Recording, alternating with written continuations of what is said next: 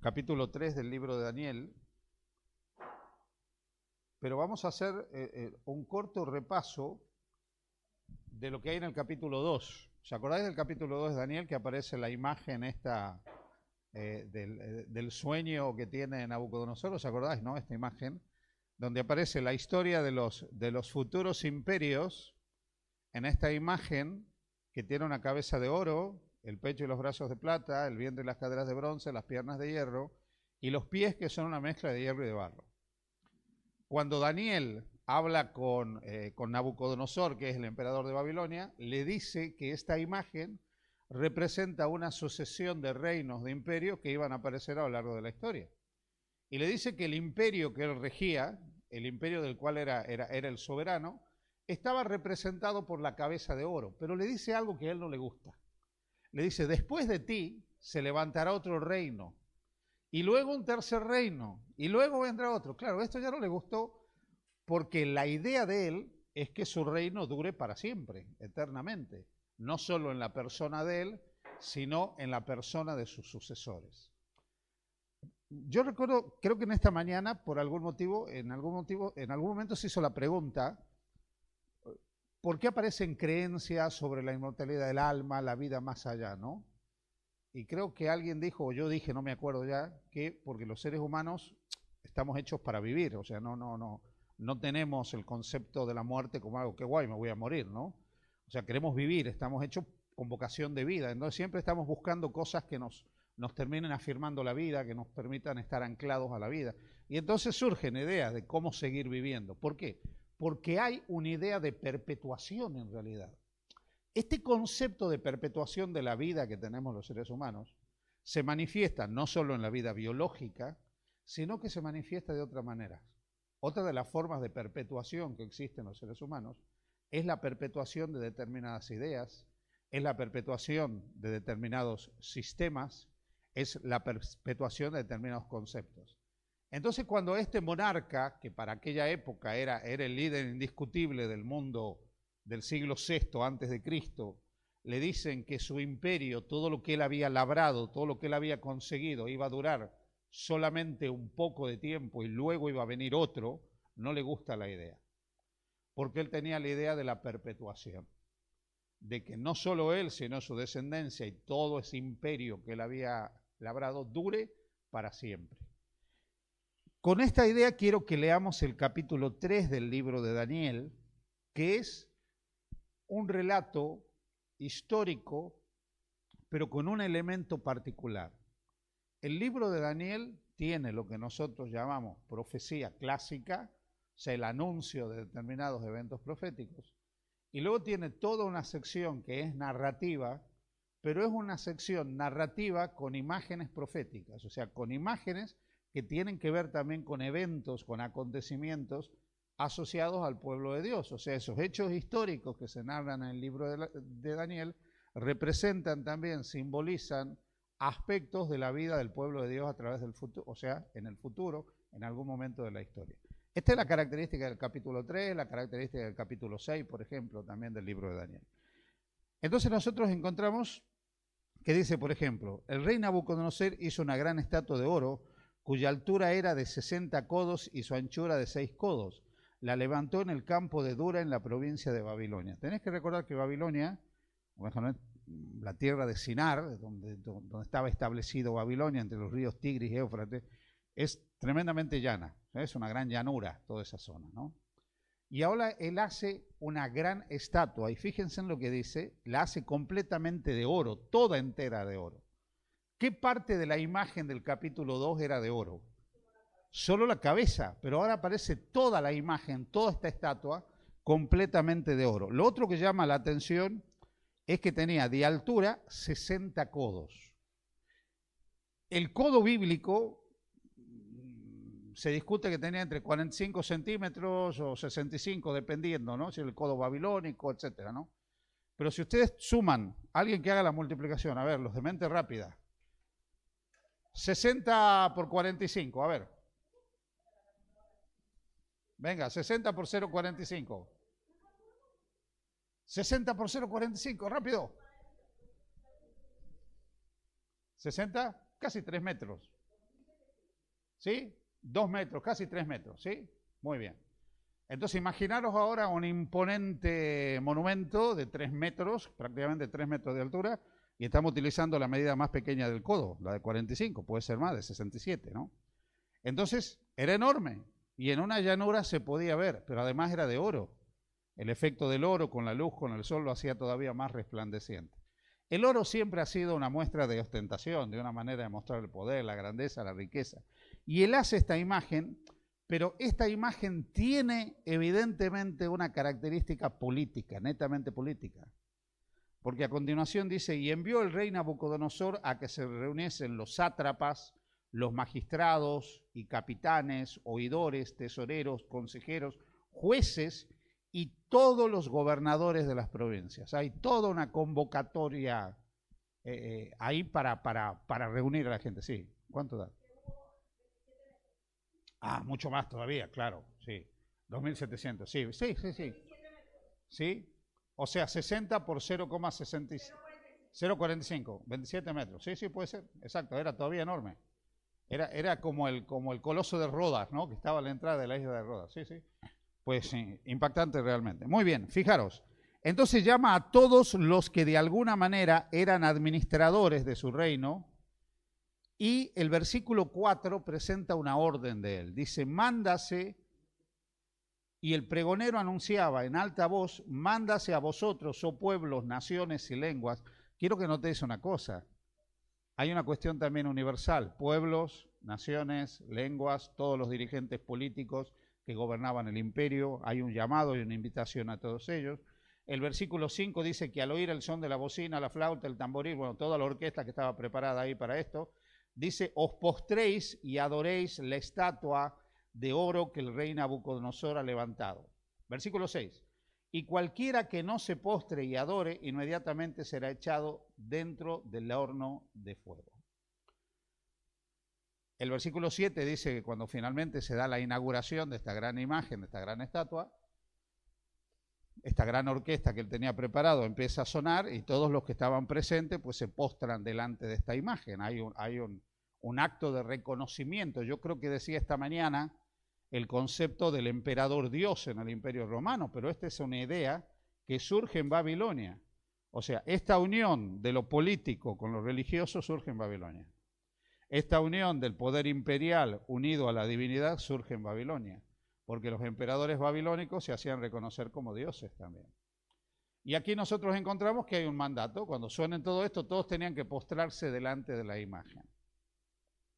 Sin perder el capítulo 3, yo quisiera que recordemos un aspecto del capítulo 6 del libro de Daniel. Recordad el capítulo 6 del libro de Daniel. Daniel ya es bastante mayorcito según el capítulo 6. Y en el capítulo 6 vuelve a haber otra orden relacionada con esto de que el emperador es un dios. En este caso, que en el lapso de un mes no se hagan rogativas a ningún otro fuera del rey de Babilonia, ¿no? En este caso era el rey Darío en esta época. Y entonces el capítulo 6 tiene una declaración que es sorprendente, porque dice que todos los líderes políticos, los gobernadores, que de paso tenían mucha envidia porque Daniel, siendo un extranjero, había llegado a ser uno de los principales del reino, y sus famosos 3 compañeros, ¿no? Los 3 jóvenes hebreos, también ocupaban puestos de liderazgo como gobernadores.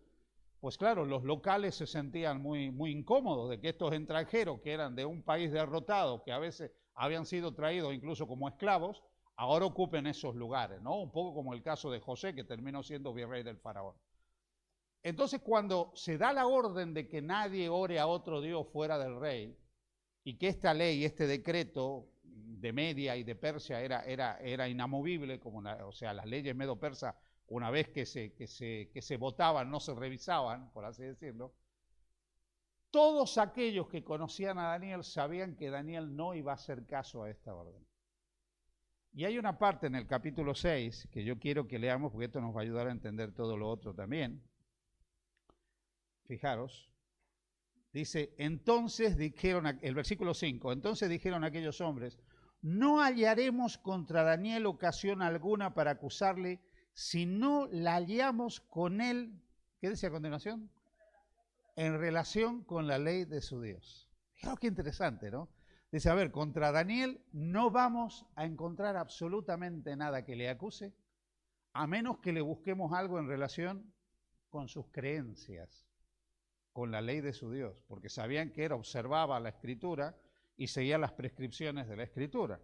Y el versículo 10 dice, cuando Daniel supo que el edicto había sido firmado, entró en su casa y abiertas las ventanas que daban a Jerusalén, se arrodillaba y oraba 3 veces al día y daba gracias delante de Dios como lo solía hacer antes. En otras palabras, Daniel finalmente va a terminar en el foso de los leones por una razón muy simple, por observar la ley. Esta idea de que a veces porque nosotros observamos la ley nos tiene que ir bien y todas las bendiciones tienen que llover sobre nuestra vida, no es así. O sea, todos los que han sido fieles a lo largo de la historia no han vivido muchas veces en lecho de rosas. No quiere decir esto que ser cristiano es una vida de martirio, de sufrimiento. Pero si vosotros repasáis, los que han sido fieles, pues no la han pasado bien muchas veces. Si vosotros veis la vida de los apóstoles, salvo Juan, todos murieron de muertes trágicas, algunos de unas muertes horrorosas. ¿Sí? Si veis la vida de los profetas, la mayoría de los profetas, salvo algunos, como puede ser Daniel, que murió ya de viejo, tuvieron muertes dramáticas también. También vivieron vidas dramáticas. Sí, sí, por eso digo, ¿no? O sea, vivieron vidas dramáticas y tuvieron muertes dramáticas. Entonces, el hecho de que uno guarde la ley no significa, bueno, yo guardo la voluntad de Dios y como yo soy obediente y soy bueno, todo está guay, todo me va a ir bien, ¿no? Pues a veces el juego de las cosas es completamente diferente, no va por ahí, ¿no? No digo que necesariamente nosotros nos va a comer algún león, nos va a tirar algún foso literal o algo por el estilo, pero lo que quiero decir es que a veces hay como una idea de que, bueno, si yo me porto bien, todo tiene que ir bien, ¿no? Y no necesariamente, porque nosotros vivimos en un mundo adverso, en un mundo que está en contra de Dios, en un mundo donde está desarrollando el gran conflicto, y donde los que viven en el marco del gran conflicto somos nosotros. Y el conflicto finalmente se va dirimiendo entre los que siguen al Cordero y los que no siguen al Cordero, entre los que se ponen de parte de Dios y los que no se ponen de parte de Dios. En el caso del capítulo 3, básicamente es exactamente la misma idea, el mismo concepto. ¿Por qué? En el capítulo 3 no aparece Daniel, no sabemos dónde estaba, quizá estaba en alguna misión especial, pero no aparece. Pero en el momento que se produce la presentación de esta imagen, los 3 jóvenes que se mencionan como amigos de Daniel en el capítulo 1, estos 3 príncipes, que eran príncipes hebreos también, que habían sido llevados al cautiverio, no se someten a la orden real. Y en el momento que la imagen es presentada, ellos directamente no lo hacen. Versículo 8 dice, por esto, Daniel capítulo 3:8 dice, por esto, en aquel tiempo algunos varones caldeos vinieron y acusaron maliciosamente a los judíos, y hablaron y dijeron al rey Nabucodonosor, rey para siempre vive, tú, oh rey, has dado una ley que todo hombre al oír, etcétera, etcétera, todos los instrumentos de música, ¿sí?, dice, se postre y adore la estatua de oro. Y luego dice en el versículo 12, hay unos varones judíos, los cuales pusiste sobre los negocios de la provincia de Babilonia, Sadrach, Mesach y Abednego. Estos varones, oh rey, no te han respetado, no adoran tus dioses, ni adoran la estatua de oro que has levantado. Fijaos qué interesante. Estos jóvenes que habían prosperado a pesar de sus orígenes, ¿sí?, ahora son denunciados por aquellos que tenían envidia de ellos. O sea, quiero que aquí os quede clara una cosa. Estos que van con el cuento a Nabucodonosor no estaban preocupados por el honor de Nabucodonosor. No estaban preocupados por ello. No estaban preocupados porque ellos no eran idólatras y politeístas como ellos. No, no, no. Ellos estaban molestos porque estos extranjeros advenedizos habían llegado donde habían llegado. Eso es lo que les molestaba realmente. Y entonces los denuncian, porque dicen, mira, estos que al final tú has puesto como gobernadores, a pesar de sus orígenes, de lo que son, no adoran a tus dioses ni se postran delante de la imagen. El resto de la historia muestra la ira de un rey, donde muestra qué pasa en aquellas personas que anhelan tener el control de otros y cuando ven que las cosas se les escapan de las manos, utilizan todos los recursos. Porque dice que él con ira manda que sean arrojados al horno de fuego. ¿Sabés que cuando uno repasa un poco la historia, descubre que el mejor método para acabar muchas veces con un problema, así lo han querido algunos, es acabar con el que es el motivo del problema. Si tú lo liquidas, se te acaba el problema. Esta ha sido una idea permanente. Por eso han surgido las guerras, por eso surgen los crímenes, por eso surgen los asesinatos, por eso surgen los fratricidios, los homicidios. Todo lo que tiene que ver con la muerte de otro, de quitarle la vida a otro, es una manera de entender, bueno, hacemos esto y se termina el problema. Os voy a presentar algunos casos para que veáis. Por ejemplo, la pena de muerte. La pena de muerte es una manera legal de quitarle la vida a alguien. Pero uno podría decir, la pena de muerte sirve para algo, hace que la vida de la sociedad sea mejor. O sea, hace que haya menos crimen, menos delincuencia, menos asesinato. Uno de los países donde la pena de muerte se establece de una manera muy, muy fea son los Estados Unidos. Sin embargo, es uno de los países más violentos del mundo, con una tasa de crímenes, de asesinato y de violencia tremenda. O sea, evidentemente la muerte, matar al otro no soluciona el problema del mal. Las guerras son una manera de creer, bueno, si yo venzo al otro, acabo con el problema, pero no. Por ejemplo, cuando se produce la Primera Guerra Mundial, o todo este enfrentamiento, ¿no? Y cuando termina la Primera Guerra Mundial, todas las potencias que vencieron sometieron a Alemania a unos tratados humillantes realmente, que llevaron a Alemania a la miseria económica, lo cual generó todavía mucho más rencor en la población alemana y el anhelo de una revancha, que se produce a partir de 1939. Pero uno puede decir, bueno, después de la Segunda Guerra Mundial, que ya murieron 60 millones de personas, aprendimos la lección. Pero no, seguimos buscando, a través de quitarle la vida al otro, la solución de los problemas. Seguimos con las guerras, seguimos con homicidios, un montón de cosas. Y esto es lo que hace este rey, porque él cree que acabando con la vida de estas personas se acaba el problema. Si los demás ven el castigo ejemplar que ellos reciben, no va a haber otros que se atrevan a hacer lo que yo digo que no hay que hacer. La idea del castigo, ¿no? La idea del castigo vicario, para que otros aprendan, para que otros vean. Infundir el miedo, infundir el temor, la autoridad por el temor, la autoridad por el miedo. Eso ha sido una constante a través de diferentes gobiernos y poderes a lo largo del tiempo. Porque el miedo paraliza, el miedo es paralizante. El miedo hace que tú te quedes quieto, te escondas, ¿no? Esa es la primera emoción que aparece descrita en la Biblia, el miedo. Oí tu voz en el huerto, me escondí, tuve miedo, porque estaba desnudo, ¿no? Queda paralizado, escondido por el miedo, ¿no? Entonces el miedo paraliza. Entonces, a través del tiempo, grandes líderes, gobernantes han utilizado el miedo como mecanismo de control.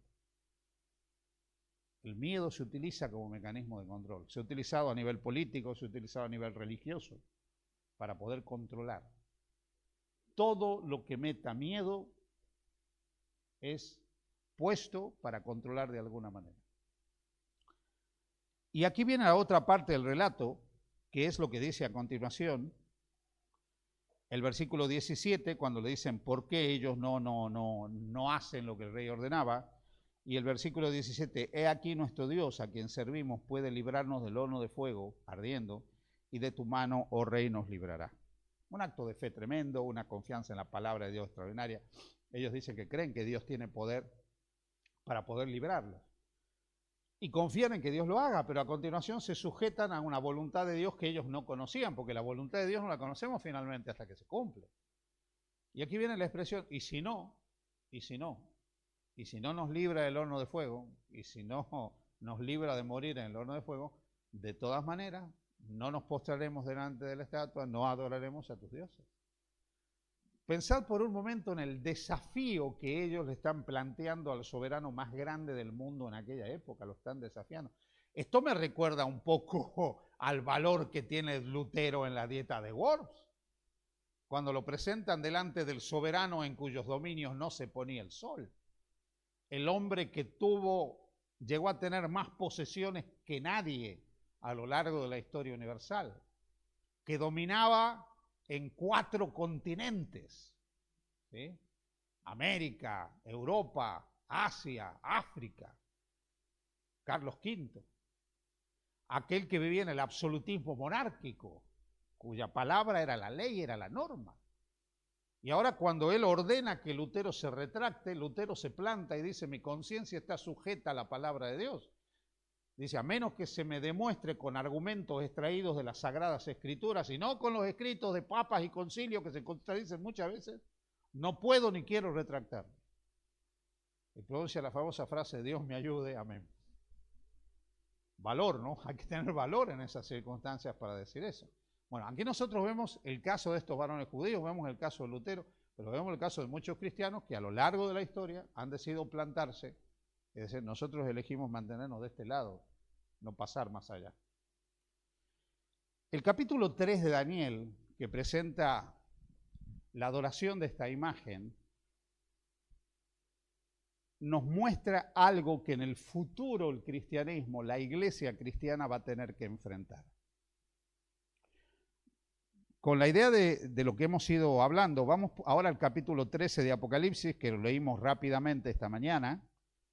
Capítulo 13 de Apocalipsis, lo leímos pero no lo desarrollamos en detalle. Pero ahora lo vamos a hacer un poquito más a fondo. El poder que aparece en Apocalipsis 13 a partir del versículo 11 es un nuevo poder. Es un poder que tiene características distintas. El capítulo 13, versículo 11, a diferencia del primer poder que surge del agua, que representa pueblos, naciones, muchedumbres y lenguas, básicamente el viejo mundo, aquel mundo poblado con diferentes reinos, con diferentes imperios, donde se van sucediendo diferentes hechos. Este surge de la tierra. Si el mar son pueblos habitados, la tierra por oposición son lugares que están más deshabitados. Y aquí me está hablando de un poder que surge al final de la profecía de los 1260 años, que es el periodo profético que encontramos desde el versículo 1 hasta el versículo 10, los 42 meses o 1260 años. Cuando nosotros repasamos la historia secular, y vemos a ver qué naciones surgieron a finales del siglo XVIII, qué naciones surgen. Nosotros tenemos dos grandes movimientos políticos de finales del siglo XVIII. Uno, el que más nos puede decir, nos afecta, fue la Revolución Francesa. La Revolución Francesa es un movimiento político que cambia en buena manera el orden establecido. Un orden donde existían básicamente ciertos poderes, la nobleza, el clero, la burguesía incipiente, pero una gran masa que eran dominados por estos poderes básicamente, ¿no? Pero la Revolución Francesa no implica el surgimiento de una nueva nación, mucho menos en un lugar donde no había otras naciones. La Revolución Francesa se produce en el contexto de pueblos, naciones, muchedumbre y lenguas, o sea, en el mundo occidental, en Europa. Y no funda un nuevo país, porque Francia ya existía hacía siglos. El otro país que surge, no en el viejo mundo, sino en el nuevo mundo, un lugar deshabitado, donde había habitantes de tribus propias de ahí, pueblos, pero no que tenía la densidad de población que existía en el viejo mundo, son los Estados Unidos. Los Estados Unidos surgen en 1774 con la Declaración de la Independencia. Y aquí hay una mención interesante, porque cuando habla de este poder dice que tiene cuernos semejantes a los de un cordero, pero apuntando al futuro dice termina hablando como dragón. Es cierto que los Estados Unidos cuando surgen con una vocación bastante espiritual, porque los primeros pobladores de las primeras colonias americanas estaban escapando de la persecución religiosa. Atención a esto, no persecución católica, persecución protestante contra protestantes. Porque los peregrinos que llegan a las playas de Norteamérica, Massachusetts, en el Mayflower, eran puritanos. Los puritanos eran un movimiento que había surgido en Inglaterra, un movimiento reaccionario al anglicanismo. El anglicanismo era la religión reformada oficial en Inglaterra, que se establece con Enrique VIII. Ya sabéis la historia, ¿no? De Enrique VIII y toda esta historia, ¿no? ¿Sí? O sea, el anglicanismo era protestante, se había separado de Roma, pero para algunos era todavía muy romano. A ver si me entendéis, ¿no? Porque se llevan manteniendo diferentes aspectos litúrgicos y teológicos muy cercanos a la Iglesia de Roma. Y si vosotros veis la Iglesia anglicana, si habéis visto algún dibujo, foto o algo de la coronación de Carlos III, Habéis visto que los obispos anglicanos utilizan, pues todo es un ceremonial muy parecido al del romanismo católico, ¿no? Entonces los puritanos surgen en Inglaterra, surgen como reacción a una iglesia que para ellos era protestante, pero conformista. Pero ¿cuál va a ser el problema? Que los anglicanos, que era la iglesia oficial de Inglaterra, empieza a perseguir a los puritanos. Entonces los puritanos, hartos de persecuciones, empiezan a emigrar, se van a otros lugares de Europa, pero algunos de ellos, como ya se había descubierto el Nuevo Mundo, deciden emigrar a América. Como también unos siglos después, fruto de las persecuciones luteranas de las iglesias luteranas, muchos protestantes llamados pietistas, que es la versión luterana del puritanismo, escaparán. Ellos habían fundado iglesias como la iglesia de los hermanos moravos, la iglesia de los hermanos libres, entonces se empiezan a escapar de la persecución que las mismas iglesias protestantes establecidas hacían contra ellos. En el caso de los que llegan a Norteamérica en el Mayflower, son puritanos, que escapaban de persecuciones protestantes. Y ellos quieren establecer un lugar donde no haya papa, donde no haya rey, para que los dejen tranquilos, ¿no? Porque si no los perseguía el papa, los perseguía el rey. Entonces quieren establecer un estado donde se pueda asegurar la libertad de conciencia de todas las personas.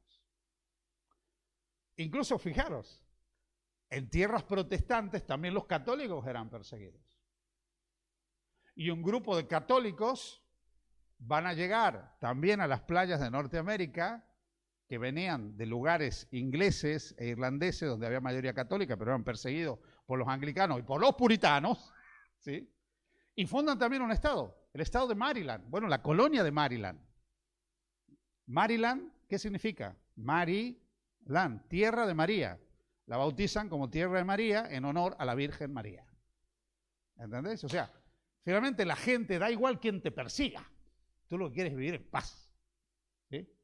Y esto de que nosotros los protestantes somos magníficamente extraordinarios y nunca hemos hecho mal en la historia, esto es mentira, hemos hecho desastres nosotros también. Las guerras de religiones son una evidencia de ello y hemos perseguido. ¿Verdad? Entonces, finalmente, cuando se establece este Estado por este grupo puritano, ellos quieren un lugar de libertad. Pero el problema del ser humano es que tiene una naturaleza caída. Entonces aquí se dice que aunque ellos empiezan con las características del cordero, cuernos semejantes a los de un cordero, que serían libertad religiosa, separación de iglesia con el Estado, el concepto de republicanismo, de libertad, etcétera, ¿no? Al final terminarían hablando como dragón. O sea, terminarían actuando como el mismo Satanás. O sea, esta nación que surge para ser un lugar de libertad termina transformándose en un instrumento perseguidor, en un instrumento condenatorio, en un instrumento que termina actuando como el mismo Satanás en el mundo. Y ahora fijaros, dice a continuación, y ejerce, versículo 12, ejerce toda la autoridad de la primera bestia en presencia de ella. O sea que en algún momento, ambos poderes, el que está mencionado en la primera parte del capítulo 13 y este segundo poder son contemporáneos, ¿sí? Pero este segundo va a ejercer la misma autoridad que el primero. El primero tuvo un poderío mundial sobre pueblos, naciones, lenguas, imperios. Y aquí lo que se está diciendo es que este segundo poder llega a tener una hegemonía mundial también, un poderío mundial, en presencia del otro, o sea, en algún momento comparten el mismo escenario. Y a semejanza del primero, ellos llegan a tener un protagonismo mundial y dominar el mundo. Las dos guerras mundiales que se produjeron, esto creo que lo mencioné hace unos sábados atrás, cambiaron completamente el mapa político del mundo. O sea, fijaros que hasta la Segunda Guerra Mundial, el gran imperio dominante era el Imperio Británico. El imperio británico es dueño de la tercera parte del mundo. Con la Segunda Guerra Mundial, el Imperio Británico queda totalmente desarticulado, arruinado, completamente acabado, todas las posesiones que tenían de ultramar las pierde completamente. Para mantener el honor se inventaron esto de la Commonwealth, ¿sí? Que es una manera de decir, bueno, algún lazo hay con aquellos que fueron parte del imperio y todo esto, pues los pierden. Y deja de ser la gran superpotencia mundial, ni hablar de Alemania, ni hablar de Francia, que eran otros países poderosos en aquella época. El imperio austrohúngaro ya había caído en 1918, o sea, el mapa del mundo cambia completamente. Japón es reducido a ceniza con las dos bombas nucleares. ¿Y quién emerge como gran superpotencia mundial en el mundo? En el mundo occidental, los Estados Unidos. Y en el mundo oriental, la URSS, Unión de Repúblicas Socialistas Soviéticas. Algún día, cuando hablemos de Daniel capítulo 11, vamos a hablar de estos detalles, que tienen algunas cosas muy interesantes. Pero el que ejerce la hegemonía mundial de alguna manera, a nivel político, a nivel económico, van a ser los Estados Unidos, y a nivel militar. Y entonces dice que ejerce toda la autoridad. Y ahora mirad lo que dice a continuación. Ejerce toda la autoridad de la primera bestia en presencia de ella y hace que la tierra y los moradores de ella adoren a la primera bestia cuya herida mortal fue sanada. Ya hemos dicho en alguna oportunidad, o lo habéis escuchado, o lo habéis estudiado, estoy seguro, que en algún momento ese poder que se menciona en el capítulo 1 al 10 de Apocalipsis 13, recibe una herida mortal. Esa herida la hemos identificado con el momento en que el papado cae en poder de la Francia revolucionaria, cuando el general Berthier toma prisionero al Papa. Y esto le quita el poder político al papado, poder que no va a recuperar hasta 1929 con el Tratado de San Juan de Letrán. Esa herida, que es una herida política, va a ser una herida grave en la autoridad papal. No es que pierde su poderío espiritual en el mundo, pero sí el poder político, porque el Papa durante mucho tiempo no fue un soberano terrenal, hasta 1929 que recupera la soberanía de la ciudad-estado del Vaticano. Pero aquí lo que nos está diciendo es que este poder hará que toda la tierra adore al primer poder. Aquí nosotros encontramos un conflicto de adoración, entonces la pregunta es, ¿de qué manera los Estados Unidos van a llevar al mundo a que ellos adoren al papado? ¿De qué manera los Estados Unidos van a terminar siendo un poder hegemónico que van a llevar al mundo a adorar al papado? ¿De qué manera? Bueno, la respuesta la tenemos aquí también, porque ellos harán que todas las naciones, lo hemos leído esta mañana, hagan una imagen del primer poder. Ese primer poder, como yo mencioné esta mañana, se funda cuando se da la unión de la Iglesia con el Estado. Esa unión de la Iglesia con el Estado crea ese poder del capítulo 13 de Apocalipsis que persigue durante 42 meses o 1260 años, que tiene un periodo de supremacía. Esta fusión de la Iglesia con el Estado, donde estos poderes se ayudan mutuamente. La imagen más clara de este poder está en el capítulo 17 de Apocalipsis, porque nosotros vemos la mujer, que representa la Iglesia, y la bestia, que representa el poder político, en un sentido, y está la mujer sentada sobre la bestia, la fusión, ¿sí? La mujer cabalga sobre esta bestia que representa el poder político, o sea, el poder político la lleva en anda y le permite avanzar. La fusión de la Iglesia con el Estado produce finalmente una Iglesia intolerante, un Estado intolerante y perseguidor. En algún momento, de alguna manera, los Estados Unidos llegan a tener tal hegemonía mundial que rompen las barreras que ahora mantienen la separación entre Iglesia y el Estado. De hecho, ellos en este momento, en la segunda enmienda de la Constitución americana, tienen prohibida la unión de la Iglesia con el Estado. O sea, el Estado no legislará en materia religiosa y las iglesias no se entrometerán en los asuntos del Estado. Hay una separación. Pero esta separación entre Iglesia y Estado se ha ido quebrando a lo largo del tiempo. Se empezó a quebrar en la década de los 60, cuando por primera vez ganó las elecciones presidenciales de los Estados Unidos un no protestante. ¿Os acordáis? Del malogrado John Kennedy, descendiente de una familia de inmigrantes irlandeses que habían hecho fortuna en los Estados Unidos, eran católicos, y a partir de ese momento las relaciones empiezan a cambiar. Si bien toda la derecha republicana americana y muchos organismos, cuando él ganó las elecciones, le dijeron que no iban a crear un caos, siempre y cuando él se comprometiera a mantener la separación entre Iglesia y Estado, y que no se entrometiera en esos temas, o sea, por miedo a que él era un católico convencido, ¿no? Entonces finalmente él hizo un montón de promesas, etcétera, pero a partir de ese momento ya se envía un nuncio apostólico a los Estados Unidos. Unos años después se enviará un embajador en tiempos de Ronald Reagan, las relaciones empezarán a normalizarse, de tal manera que finalmente, pues hoy en día las relaciones son normales como la relación de cualquier país con otro país a nivel de gobierno, ¿no? O sea, el Estado del Vaticano con los Estados Unidos de Norteamérica. Pero en un momento esto no era así. Y en un momento era impensable pensar que un católico va a llegar a la presidencia de los Estados Unidos. En un momento era impensable pensar que en organismos de los Estados Unidos iba a haber mayorías incluso católicas, como puede ser la Corte Suprema de Justicia. O sea, la gran nación protestante hoy ya no es la gran nación protestante. De hecho, los más evangelistas y predicadores en los Estados Unidos son los católicos. O sea, los católicos realizan unas cruzadas evangelísticas que son tremendas. Allá en Estados Unidos lo que salen a golpear casa por casa son los católicos. ¿Entendéis? Ellos son los que hacen, bueno, los testigos en todas partes del mundo, ¿no? Pero los católicos son los que hacen ese trabajo de puerta a puerta, de folleto, de conferencia, de cosas, de esto, aquello, todo lo otro. ¿Por qué? Bueno, porque en Estados Unidos también se han producido dos fenómenos que son profundamente interesantes, que podrían estar mencionados en el capítulo 13 de Apocalipsis y que tienen que ver también con nosotros. Fijaros, hay un detalle interesante aquí, ¿sí? Porque dice en el versículo 13, también hace grandes señales de tal manera que aún hace descender fuego del cielo a la tierra delante de los hombres y engaña a los moradores de la tierra con las señales que se permitió hacer en presencia de la bestia, mandando a los moradores de la tierra que hagan imagen a la bestia. Fuego del cielo a la tierra. Algunos me han dicho, bueno, estas son las bombas atómicas, me decía una vez alguno, que los Estados Unidos han tirado bombas atómicas y esto es el fuego del cielo a la tierra que han tirado. Cuidado, hermano. Tenemos que analizar la Biblia con la Biblia, ¿vale? ¿Qué representa el fuego en la Biblia? ¿Qué representa el fuego? Cuando el fuego aparece. Fijaros, un ejemplo. Elías en el monte Carmelo. Ora y desciende fuego del cielo y consume el sacrificio. Los apóstoles en el aposento alto. Lenguas de fuego se posan sobre su cabeza. Cuando ellos reciben el Espíritu Santo. ¿Cómo?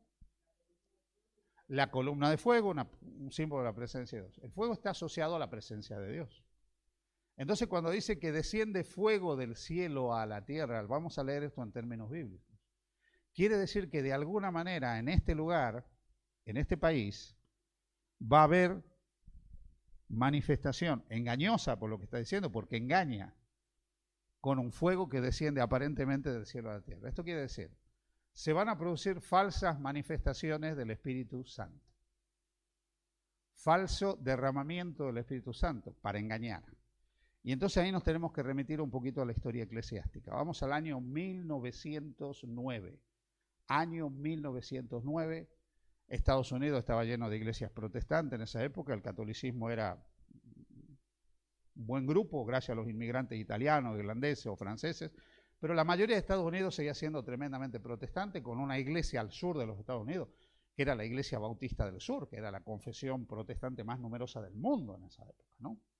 Pero en el año 1909, en una pequeña iglesia afroamericana, en una calle que se llamaba Azusa, ¿sí?, en el estado de, no sé si era Alabama o Luisiana, ahí me pierdo un poco, pero uno de estos estados del sur donde había afroamericanos, en una pequeña iglesia afroamericana, el pastor de esa iglesia tiene una experiencia mística. Él se pone a orar, y en un momento empieza a hablar en un idioma, en una lengua que él no conocía. Al siguiente domingo, cuando tiene la reunión, vuelve a orar y empieza a hablar en una lengua que él no conocía, y él entiende que ha recibido el bautismo del Espíritu Santo y que ahora puede hablar en lenguas. Evidentemente una lengua desconocida, dice la lengua de Canaán, lenguas angélicas, pero en esa misma iglesia los mismos miembros empiezan a recibir también este supuesto don de lenguas. Las reuniones se transforman no ya en reuniones de alabanza, de estudio de oración, de estudio de la Biblia, sino se transforman en verdaderas reuniones de milagros, donde venían personas que estaban aparentemente endemoniadas y eran liberados de los demonios, personas que estaban enfermas y se las sanaba. Y surge en esa pequeña iglesia afroamericana lo que nosotros conoceremos como el movimiento pentecostal. El movimiento pentecostal es un movimiento que luego empieza a barrer en todos los Estados Unidos de una manera tremenda, produce lo que se conoce como la renovación carismática, y una cantidad de iglesias se transforman ahora en iglesias pentecostales o neopentecostales, donde el énfasis está puesto no ya en la autoridad de la Escritura, sino en la experiencia. ¿Cómo sé yo si he recibido el Espíritu Santo? ¿Porque hago la voluntad de Dios? ¿Porque hago los caminos de Dios? No. Yo sé que recibo el Espíritu Santo si algo sobrenatural se produce en mí. En este caso, el hablar en lenguas, por ejemplo, ¿no? Este movimiento pentecostal produce una renovación, entre comillas, dentro del mundo norteamericano, las iglesias más conservadoras de los Estados Unidos, como las iglesias bautistas del sur, empiezan también a convertirse al pentecostalismo en diferentes variantes, y surge todo un movimiento carismático dentro del protestantismo cuyo énfasis está puesto en los milagros. El milagro determina la presencia de Dios en una denominación. En otras palabras, si un pentecostal nos ve a nosotros, nos va a preguntar, ¿habláis en lenguas? No. ¿Hacéis sanidades milagrosas en vuestros cultos? No. ¿Hacéis exorcismo en vuestros cultos? ¿Expulsáis demonios? No. ¿Tenéis operación? Y entonces nos empiezan a indagar y nos preguntan todo esto, decimos no, no, no, no. Pues chicos, ¿no habéis recibido el Espíritu Santo? Tenéis un problema con el Espíritu Santo. Y si no tenéis el Espíritu Santo, no sois el cuerpo de Cristo. Porque sobre el cuerpo de Cristo viene el Espíritu Santo. Ahora bien, mucho antes de 1909, una señora escribió, mucho antes de esto, escribió que llegaría el momento en que se produciría una falsa manifestación del Espíritu Santo. Y esta falsa manifestación del Espíritu Santo se caracterizaría por determinadas cosas, que son las que se dan justamente en el movimiento pentecostal. ¿Saben quién es esa señora? Ellen White. Ellen White. Ella escribió acerca de lo que se produciría dentro del mundo. Y lo escribió teniendo en cuenta un fenómeno que se había producido dentro de la iglesia adventista. Pues yo le estoy hablando del movimiento pentecostal, pero lo que a veces nosotros no sabemos es que dentro del adventismo se produjo antes de 1909 todo un movimiento de corte pentecostal, donde un grupo de adventistas de dos asociaciones, ¿sí?, la asociación de Iowa y la de Idaho, en esas dos asociaciones, dos pastores empezaron también a hablar en lenguas y empezaron a enseñar en la iglesia que había que recibir la presencia del Espíritu Santo, y ellos decían que había que pasar por algo que denominaron la experiencia del jardín o del huerto, teniendo en cuenta el jardín o huerto de Getsemaní, o sea, orar, hasta que tú recibías alguna presencia del Espíritu y el poder del Espíritu tomaba posesión de tu cuerpo. Claro, y en esas iglesias se empezaron a dar fenómenos muy, muy raros, gente que empezaba a orar, oraba y no paraba de orar, y de pronto empezaba a saltar, otros empezaban a llorar, otros decían que se habían convertido en niños, como dice Jesús, seréis como niños, empezaban a gatear en medio de la iglesia actuando como niños. Entonces, cuando Ellen White ve toda esta cosa, ella le llama conmoción fanática, falsa manifestación del Espíritu Santo, una obra totalmente diabólica. Y dice que en el futuro cosas semejantes a estas se producirían dentro del mundo cristiano. ¿Sí? Bueno, os preguntaréis dónde están estos, porque aquí no están. Muy bien, estos grupos, estos dos pastores, con buena parte de su iglesia, dejaron de ser parte de la conferencia general y ellos fundaron una iglesia que existe hasta el día de la fecha, que se llama Iglesia Adventista de la Promesa. Iglesia Adventista de la Promesa, que es una iglesia adventista del séptimo día, pentecostal. O sea, son igual los pentecostales, con la única diferencia, pues que tienen las creencias fundamentales o básicas de la iglesia adventista del séptimo día. Pero son pentecostales. Yo bauticé a la madre de un pastor de la iglesia adventista de la Promesa. A la madre de él. Yo le di estudios bíblicos a la madre y la bauticé en la iglesia adventista. Y el día del bautismo, su hijo, que era pastor de la iglesia adventista de la Promesa, vino al bautismo. A estar ahí, saludó a su madre, la felicitó por haberse entregado al Señor. No le debe haber gustado mucho que se vaya con la competencia, digo yo, ¿no? Pero bueno. Pero finalmente eso está, y está por ahí, dando vueltas, como muchos otros grupitos que han surgido. ¿Pero por qué os cuento esto? Bueno, esto en el mundo pentecostal que arrasó con el cristianismo. Yo he estado en reuniones pentecostales donde realmente he visto cosas que a mí me han llamado poderosamente la atención. Hace varios años atrás yo era pastor en una ciudad y me invitaron a formar parte del consejo de pastores evangélicos de esa ciudad. Era una de las ciudades más grandes de Argentina, la ciudad de Rosario, segunda ciudad después de Buenos Aires. Y ellos me pidieron, me llegó una carta de invitación, había una reunión todos los martes y se reunían todos los pastores evangélicos, me invitaron, yo, bueno, voy a ir respetuosamente, representación de mi iglesia, la iglesia adventista. Ahí descubrí algo muy interesante para los que se quejen de la iglesia adventista y les parezca que hay raros dentro de la iglesia adventista, váyanse a otro lado y van a encontrar la misma cantidad de locos que tenemos dentro. Porque yo escuchaba a estos pastores y lloraban las mismas miserias que lloraba yo. y hablábamos de los mismos problemas de los que hablaba yo en sus iglesias. O sea, básicamente la realidad humana a nivel denominacional era la misma, lo único que varían son el cuerpo de creencias, ¿no? Pero eran reuniones para hablar de cosas pastorales, más que nada, y orar los unos por los otros. Era hasta bonito eso, porque la experiencia de uno ayudaba al otro. Y a mí me sorprendió mucho que me valoraban mucho a mí, porque era el primer adventista que se había metido con ellos en una reunión de esta, ¿no? Así que, bueno, yo seguí participando, era el segundo martes de cada mes, no me acuerdo muy bien las reuniones, muy respetuosos, muy educados todos. Había personas muy formadas, incluso de diferentes iglesias, bautistas, metodistas, pentecostales, etcétera, ¿no? Y un día organizaron una cruzada, un ciclo de conferencias, ¿sí? Ellos se unían, todos ellos, hacían promoción de estas conferencias, alquilaron un estadio enorme, ¿sí? Que era del club de fútbol más grande de la ciudad de Rosario, e hicieron un montón de propaganda. Me dijeron, pastor, a usted le va a tocar que su iglesia distribuya esta cantidad de folletos y carteles. Y digo, no, ningún problema, no, yo me llevé los folletos y carteles, ahí los quemé, nunca los distribuí, evidentemente, ¿no? Pero bueno, pero a mí lo que me sorprendió es que me dijeron, esperamos que usted asista, pastor. Le digo, bueno, yo veré según mi agenda si puedo asistir. Y una de las noches, por respeto a todo el grupo que me había tratado tan gentilmente, decidí asistir. Digo, yo voy a entrar, me voy a sentar al final y cuando pueda me piro. Cuando yo llego, me sorprendió la organización de esta gente. Esto me ha sorprendido siempre, ¿eh? Me ha sorprendido incluso cuando estuve recientemente en Barcelona y fui al grupo Hillsong. Hillsong es un movimiento religioso con un ministerio dedicado a los jóvenes. Y yo fui a Hillsong porque una de mis hijas estaba yendo a Hillsong. Y digo, papá, tienes que ver esto, porque ella fue con otros chicos de la iglesia de Urgel a ver la movida que había ahí, porque le llamaba la atención. ¿Qué pasa con Hillsong, no? Bueno, sorprendentemente cómo tienen todo organizado el tema de la bienvenida. La estructura de bienvenida de las personas era asombrosa en ese lugar. Yo llegué, evidentemente nunca fui delgado, o sea que por gordo me pueden conocer en cualquier parte, ¿vale? Entonces, cuando yo llegué, estaba yo por pasar y me dicen, pero dice, ¿es pastor? Le digo, sí. Me dice, ¿el pastor Pose? Le digo, sí. Pastor, por favor, usted por aquí. Y ya me desviaron de donde yo me quería meter y me llevaron a otro lugar.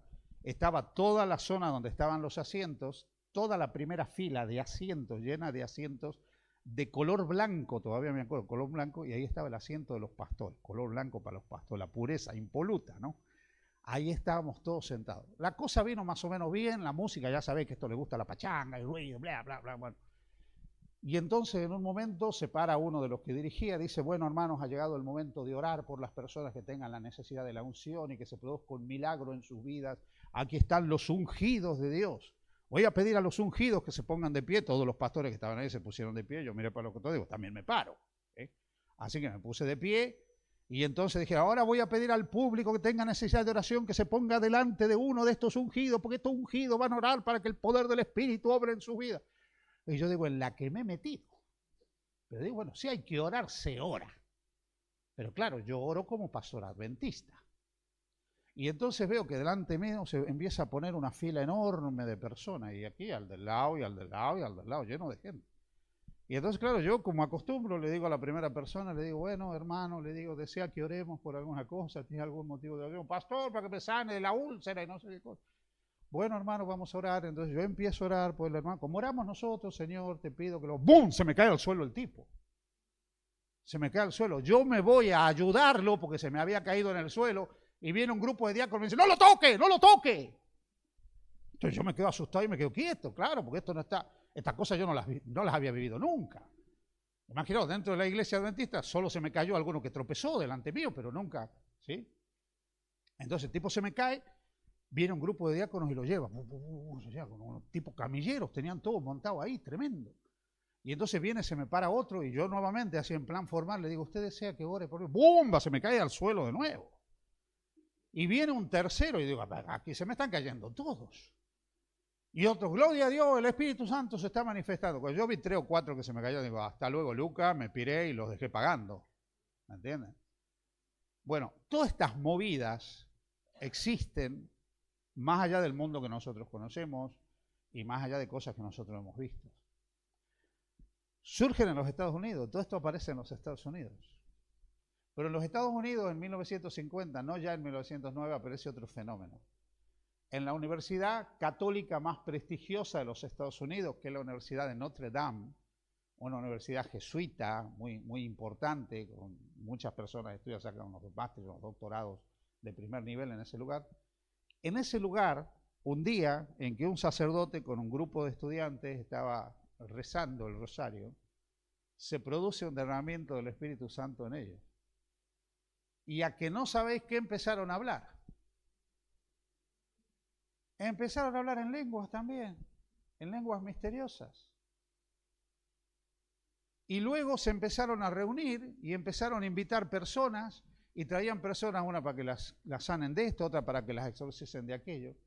Y surge a partir de ese momento un grupo que se llama el Movimiento de Renovación Carismática.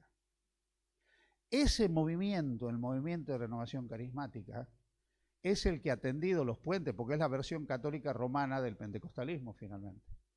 El Movimiento de Renovación Carismática es el que ha tendido los puentes entre protestantismo y romanismo para aunar los lazos del movimiento ecuménico. Porque hay un común denominador en ellos, la recepción del Espíritu. Esta mañana, cuando nosotros hablábamos del espiritismo, siempre hablamos del espiritismo en términos de, bueno, el muerto que se me aparece y habla y cosas por el estilo. Pero es que este falso derramamiento del fuego del cielo a la tierra, manifestado en el pentecostalismo, manifestado en el movimiento de renovación carismática, que ha fortalecido los lazos del movimiento ecuménico, es realmente espiritismo en estado puro, porque es la manifestación de poderes espirituales, de fuerzas misteriosas que actúan en la vida humana. Así que en este país surge todo este movimiento de derramamiento de fuego del cielo a la tierra, que trae una serie de engaños. No es la bomba atómica, es el falso derramamiento del Espíritu Santo que ya ha empezado y que precede al derramamiento final del Espíritu Santo, que es la lluvia tardía. Yo voy a decir una cosa que a veces me han dicho a mí algunos pentecostales, me han dicho, yo voy a tu iglesia y da pena estar en tu iglesia. Me dijo algún pentecostal. Y le digo, ¿por qué? Dice, porque la gente no tiene entusiasmo, no tiene el espíritu. ¿Por qué? Porque ellos entienden que el espíritu es estar medio fumado. O sea, ¿alguno ha fumado alguna vez algún porro aquí? No, nadie. No lo confiesen, ¿vale? Bueno, para el que lo ha fumado, vieron que cuando uno fuma, sí, fue medio alegrona, sí, tiene un entusiasmo. No es que el pastor ha fumado, no os confundáis, yo no estoy contando mis miserias, ¿no? Pero es que ellos creen que ser cristiano es estar así, en un estado de excitación permanente, y si algo no te levanta del asiento, si algo no te sacude, si no pasa una cosa extraordinaria en tu vida, es que Dios no está obrando en tu vida. Pero cuando Dios se le manifiesta al profeta Elías, no se le manifiesta en el ruido, no se le manifiesta en el trueno, sino en el silbo apacible y delicado. Juan el Bautista estuvo lleno del Espíritu Santo del vientre de su madre, nunca habló en lenguas.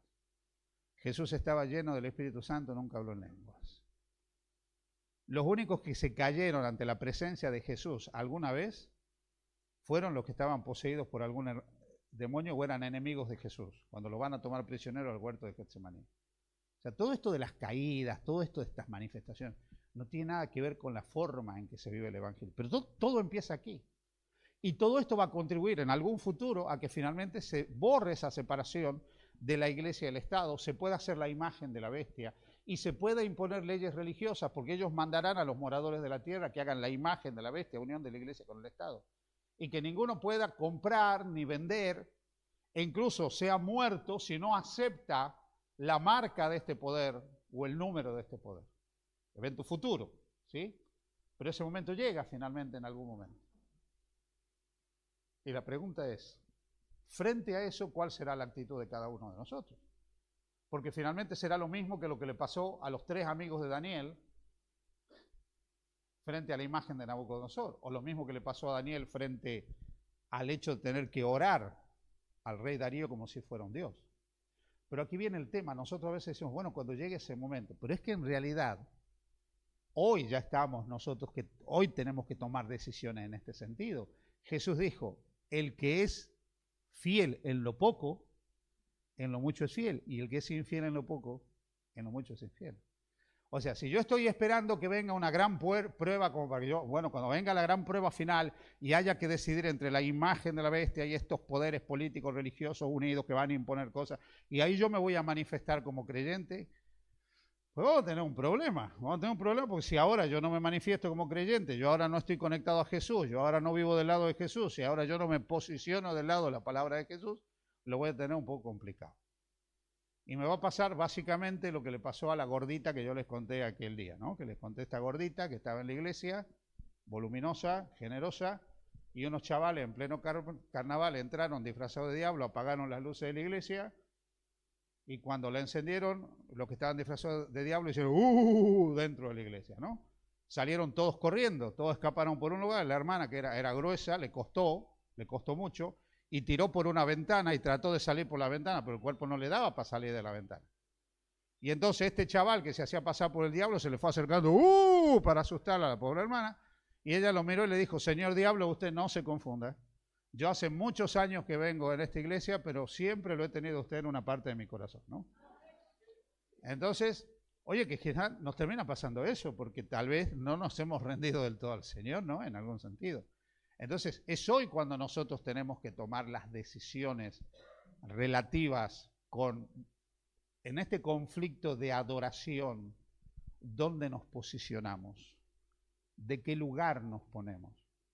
Porque es cierto que en el futuro vendrán determinadas cosas, no sabemos el día, no sabemos la hora, no sabemos cuándo, no sabemos exactamente cuándo se implementará todo esto de una manera más categórica, si hay evidencias que el mundo camina a esa globalización de la que yo hablé esta mañana para que finalmente todos vayamos a una medio zombie, ¿no? A tomar determinadas decisiones, pero no sabemos exactamente en qué momento se va a dar todo esto. Pero ahora es cuando nosotros tenemos que tomar las decisiones. Ahora es cuando nosotros tenemos que elegir. Ahora es cuando me tengo que posicionar a favor de Cristo o no. Ahora es cuando yo puedo elegir seguir al Cordero por donde quiera que va, que es una de las características de los 144.000. Ahora yo puedo elegir no contaminarme con errores, con falsedades. Ahora yo puedo elegir creer la verdad para no transmitir mentira a través de mi boca, otra característica de los 144.000. Ahora yo puedo elegir a Cristo como mi Salvador para que Él me limpie, para que me deje sin mancha, para que me justifique, para que me santifique. Ahora yo puedo elegir todo eso.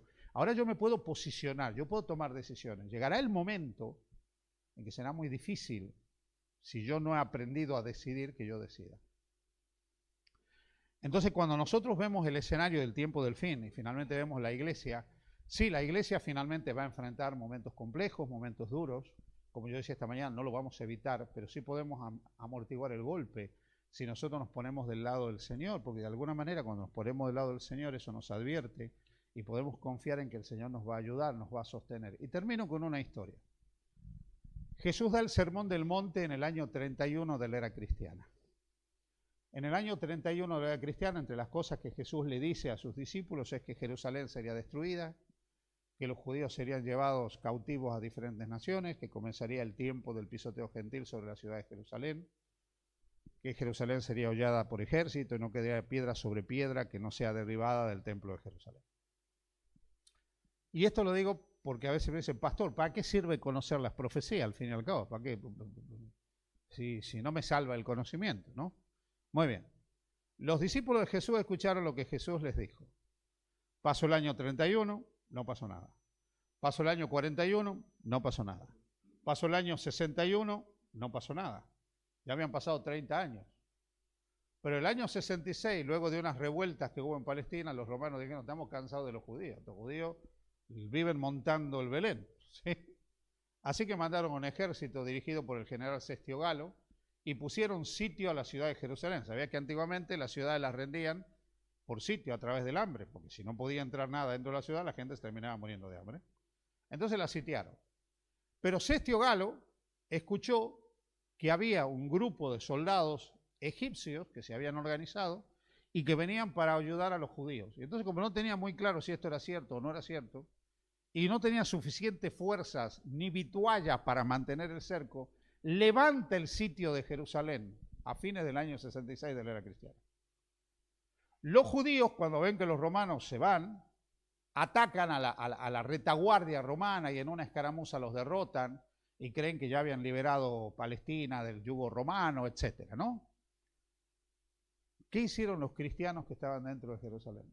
Dijeron, bueno, se acabó todo, ya está, ¿qué me voy a preocupar? No, dijeron, Jesús dijo que cuando veamos a Jerusalén rodeada de ejércitos, sepamos que su destrucción ha llegado. Y él dijo, los que estén en Judea huyan a los montes. Así que los cristianos cogieron y se fueron. Cruzaron el río Jordán, a lo que actualmente es Jordania. Otros se fueron a las montañas de Judea, pero los que se fueron a Jordania, en la ciudad de Pelia, establecieron unas pequeñas comunidades y ahí se quedaron, dejando sus trabajos, familias, comercios, etcétera, todo lo que tenían en Jerusalén. Y pasó el año 66, y pasó el año 67, y pasó el año 68, y pasó el año 69. Y yo no sé si alguno dijo al final, me vine, dejé todo, le creí a Jesús y al final aquí estoy, tirado, exiliado, en este pueblucho, no vivo con las comodidades que tenía antes, no tengo lo que tenía antes, sobrevivo apenas. Pero llegó el año 70, señores. Y cuando llegó el año 70, cuando Jerusalén estaba llena de gente, porque era en la época de la Pascua, y en cumplimiento de la prescripción pascual, Jerusalén estaba repleta de gente. Se calcula que para la época de la Pascua, entre 1.300.000 y 1.600.000 personas estaban dando vuelta en los entornos de Jerusalén y dentro de Jerusalén, para una ciudad que no tenía la capacidad para mantener a esas personas. Y el general Tito rodea la ciudad de Jerusalén y le pone sitio. El resto de la historia ya la conocéis. Hasta que finalmente se produce la caída de Jerusalén. ¿Para qué sirven las palabras proféticas de Jesús? Para preservarnos, para ayudarnos a tomar decisiones, para que nosotros podamos elegir el camino por el que tenemos que ir, para guardarnos de alguna manera. Entonces estas profecías que el Señor nos ha dejado en su palabra nos ayudan a ello. Pero cada uno de nosotros tiene que tomar finalmente una decisión personal. Cada uno de nosotros tiene que tomar una elección. Como decía esta mañana, no vamos a cambiar la historia de este mundo, pero sí podemos cambiar nuestra historia y sí podemos tomar decisiones a favor de Jesús ahora. Muy bien, gracias por vuestra atención. No sé si hay alguna pregunta. ¿De las fáciles? Vale, ¿de las difíciles?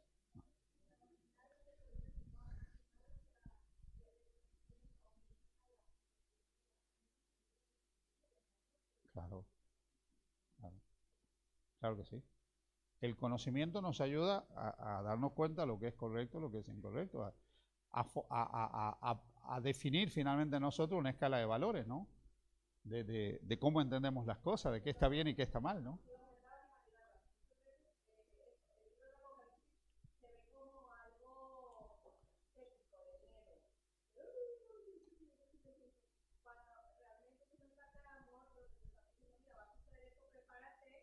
Exacto. Exacto. Exacto. Esa es la idea. Esa es la idea, que todo esto me sirva para este proceso de preparación para la venida del Señor, para seguir aferrándome a Él, confiando en Él, creciendo en Él y sabiendo un poco pues hacia dónde van las cosas, ¿no? Porque, mira, muchas de las personas que finalmente tomen decisiones equivocadas, las tomarán, bueno, porque tampoco se preocuparon en tener la información correcta, ¿no? O sea, yo me pregunto hoy en día, cuando nosotros hablamos, y yo el primero, yo no quiero parecer inmisericordio o nada por el estilo, yo creo muchísimo en la gracia y creo en un Dios lleno de amor y de compasión que actúa en la vida de las personas y ante todo ve el corazón de la gente, ¿no? Pero claro, yo pienso en mi abuela, ¿no? Mi abuelita nació en Italia a fin del siglo XIX, llegó siendo muy pequeña a Argentina, en una época en que para aprender algo había con suerte que ir a la biblioteca, conseguir algún libro. Mi abuelita no tuvo la oportunidad de leer una Biblia. Mi abuelita no tuvo el acceso a una Biblia. Mi abuela no tuvo la posibilidad de conocer más que lo que su mamá, su papá le enseñaron, y ir a la iglesia donde fue. Pero yo pienso hoy en día, el acceso que tenemos las personas hoy a la información. ¿Quién no puede acceder a la Biblia hoy? Con un clic accedo a la Biblia. ¿quién no puede finalmente ir a la Escritura? O sea, realmente nosotros vivimos en un mundo donde el acceso al conocimiento de la voluntad revelada de Dios tiene una facilidad que durante siglos no ha existido. Hemos pasado de tener Biblias que eran libros carísimos, que eran amarrados con cadena a los muros de los conventos porque no se los roben, porque costaban una barbaridad, a tener la Biblia en un clic. Hoy tenemos la posibilidad de escuchar un montón de cosas que tienen que ver con el cristianismo, pueden ser erradas o no, pero como nunca tenemos la oportunidad de poder informarnos, incluso si queremos ir a Dios para que nos ayude a discernir esta información. Entonces, en última instancia, los que no conozcan a Cristo, los que no conozcan el Evangelio, es porque ya en este contexto no es el mismo de mi abuela. Y yo entiendo que Dios en cada contexto también trabaja de una manera y también espera unas cosas y exige determinadas cosas. Porque conforme a las oportunidades que Él nos da, también toma en cuenta las decisiones que nosotros tomamos. Entonces, claro, hoy tenemos una cantidad de oportunidades que antes nosotros no teníamos. Hoy nosotros, fijaos, todos nosotros podemos acceder no solo a toda la Biblia, nosotros podemos acceder, yo me acuerdo cuando yo estudié teología, yo tenía que ir a la sección de libros reservados y pedir turno para ver cuándo yo podía sacar la concordancia bíblica del griego del Nuevo Testamento de Kittel, que era codiciada para poder hacer exégesis del Nuevo Testamento. Y había una fila antes que yo tremenda, y el año empezaba, las clases empezaban a principio de año, y a mitad de año quizás me tocaba a mí la concordancia para poder hacer exégesis de alguna parte del Nuevo Testamento.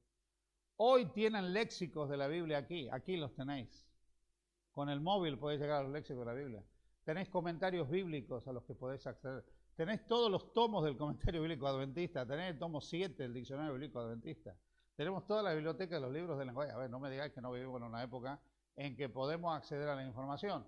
Si luego, a ver, nos interesa más ver el TikTok y todas las milongas y estar 12 horas entretenido con el TikTok es otra cosa, ¿no? Pero realmente tenemos unas posibilidades de acceso a buena información que eran increíbles. Podemos acceder a bibliotecas adventistas, que antes era impensable.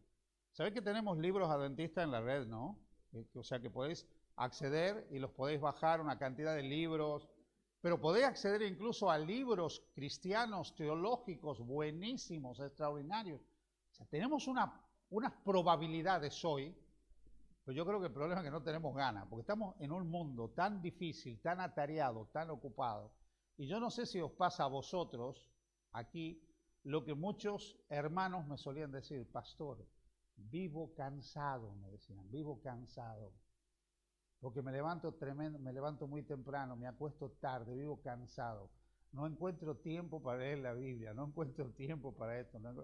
Claro que vivimos en un mundo donde la vida se hace difícil. Yo os digo sinceramente, a mí me sorprendió de Asturias cuando llegué una cosa, os lo voy a decir sinceramente, comparado con Barcelona. Yo vi que la gente aquí va a otro ritmo.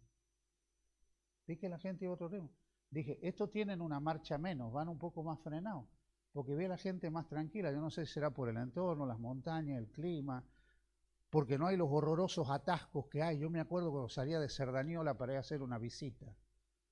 Yo tenía que hacer una visita, mira, de mi casa donde yo vivía al centro de Barcelona, no hay más de 15 minutos en coche. Yo me eché a veces 3 horas para llegar a un sitio, metido en un atasco tremendo. Madrid, lo mismo. Entonces, claro, las grandes ciudades, ni hablar de San Pablo, Nueva York, yo cuando estuve en San Pablo, 25 millones de habitantes, una locura San Pablo, moverse por esos lugares, ¿no? Entonces, claro, imagina una persona que trabaja en San Pablo y tiene 2 horas de tren para llegar a su trabajo. Tiene que entrar a las 8, tiene que salir de su casa a las 6 de la mañana. Se tiene que levantar por lo menos a las 5. Luego termina el trabajo a las 8 de la tarde, tiene que volver a su casa, llega a las 10 de la noche y se pone a estudiar el folleto de escuela sabática.